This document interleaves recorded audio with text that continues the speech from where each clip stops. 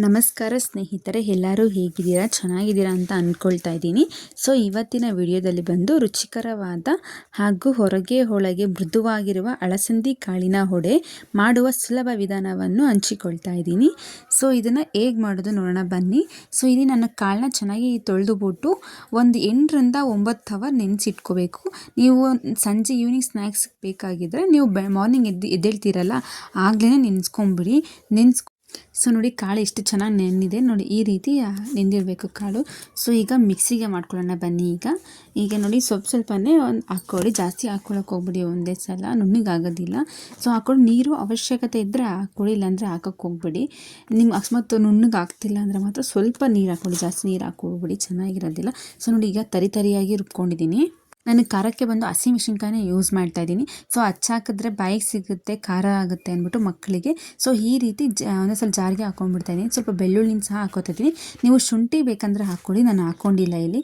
So ಈಗ PAN ಇಟ್ಬಿಟ್ಟು ಒಲೆ ಮೇಲೆ ಎಣ್ಣೆ ಕಾಯಿಗೆ ಇಟ್ಕೊಳ್ತಾ ಇದ್ದೀನಿ. ಅಷ್ಟರಲ್ಲಿ ತರಕಾರಿ ಎಲ್ಲ ಹಚ್ಕೊಂಡ್ಬಿಡೋಣ, ಈರುಳ್ಳಿ ಅದೆಲ್ಲ. ಸೊ ಈಗ ಎಣ್ಣೆ ಕಾಯಿಗೆ ಇಟ್ಟಿದ್ದೀನಿ. ಈಗ ನಾನಿಲ್ಲಿ ಒಂದು 2 ಈರುಳ್ಳಿನ ತೊಗೊಂಡಿದ್ದೀನಿ ಅಷ್ಟೇ.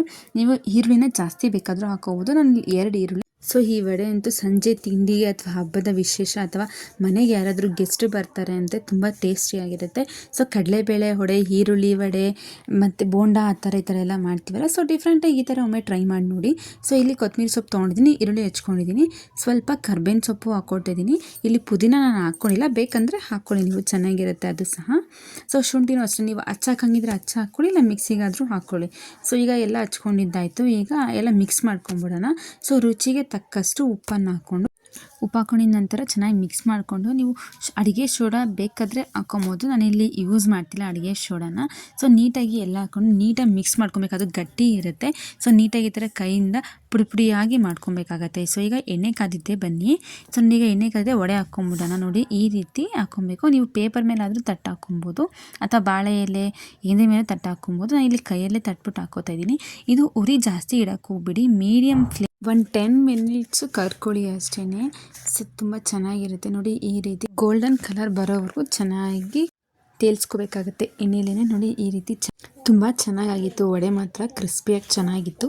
ಸೊ ಪ್ಲೀಸ್ ಈ ವಿಡಿಯೋ ನಿಮಗೆ ಇಷ್ಟವಾಗಿದ್ದರೆ ಲೈಕ್ ಮಾಡಿ, ಶೇರ್ ಮಾಡಿ, ಸಬ್ಸ್ಕ್ರೈಬ್ ಮಾಡಿ, ಹಾಗೆ ಪಕ್ಕದಲ್ಲಿರೋ ಬೆಲ್ ಐಕಾನನ್ನು ಒತ್ತಿ. ನಾನು ಹಾಕೋ ವಿಡಿಯೋಗಳೆಲ್ಲ ನಿಮಗೆ ನೋಟಿಫಿಕೇಷನ್ ರೂಪದಲ್ಲಿ ತಲುಪುತ್ತದೆ. Thank you.